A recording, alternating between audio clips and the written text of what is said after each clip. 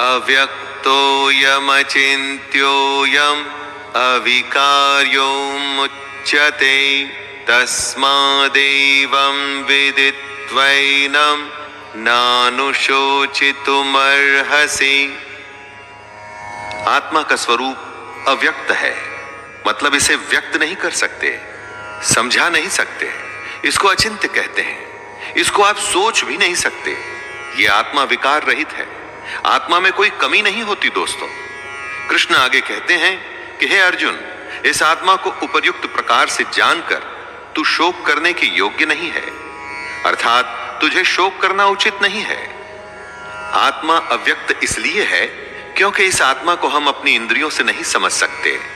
इंद्रियां इस दुनिया के लिए है और इन इंद्रियों से हम हैप्पीनेस, सैडनेस, सर्दी, गर्मी, टचिंग, खाना पीना ऐसी भौतिक एक्टिविटीज करते हैं।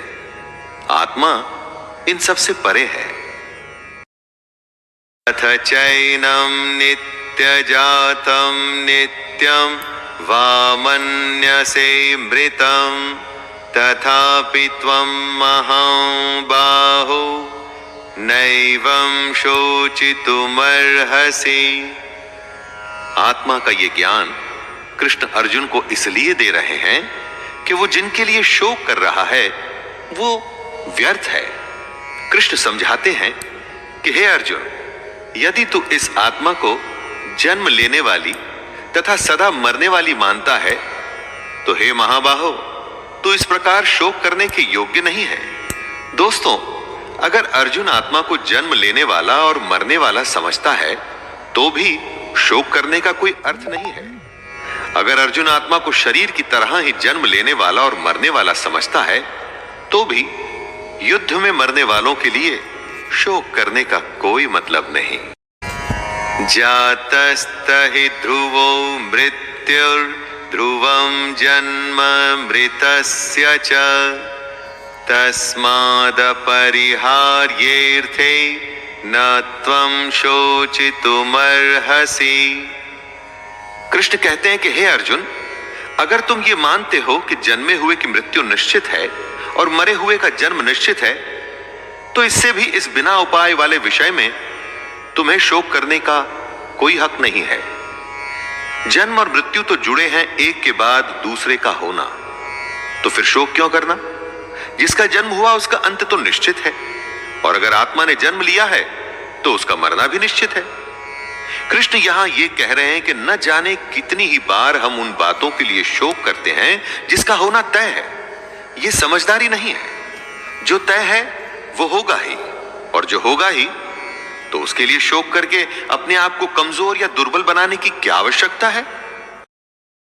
अव्यक्तादीनि भूतानि व्यक्तमध्यानि भारत अव्यक्तनिधनान्येव तत्र का परिदेवना।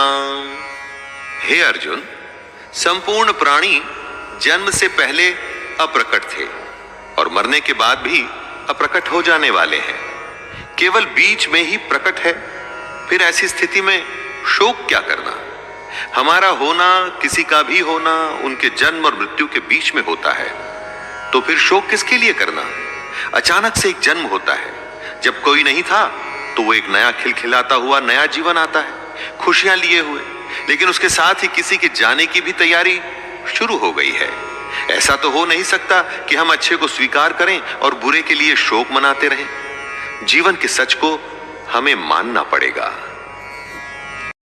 अथ चैनं नित्यजातं नित्यं वा मन्यसे मृतं तथापि त्वं महाबाहो नैवं शोचितुमर्हसि। आत्मा का ये ज्ञान कृष्ण अर्जुन को इसलिए दे रहे हैं कि वो जिनके लिए शोक कर रहा है वो व्यर्थ है। कृष्ण समझाते हैं कि हे अर्जुन, यदि तू इस आत्मा को जन्म लेने वाली तथा सदा मरने वाली मानता है तो हे महाबाहो, तू इस प्रकार शोक करने के योग्य नहीं है। दोस्तों, अगर अर्जुन आत्मा को जन्म लेने वाला और मरने वाला समझता है तो भी शोक करने का कोई अर्थ नहीं है। अगर अर्जुन आत्मा को शरीर की तरह ही जन्म लेने वाला और मरने वाला समझता है तो भी युद्ध में मरने वालों के लिए शोक करने का कोई मतलब नहीं। देहि नित्यमवध्योऽयं देहे सर्वस्य भारत तस्मात् सर्वाणि भूतानि न त्वं शोचितुमर्हसि।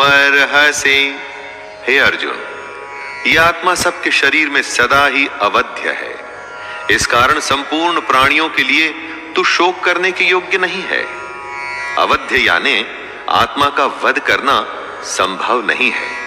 जब आत्मा को कोई मार ही नहीं सकता और आत्मा ही एक सच है तो तू शोक किसके लिए कर रहा है?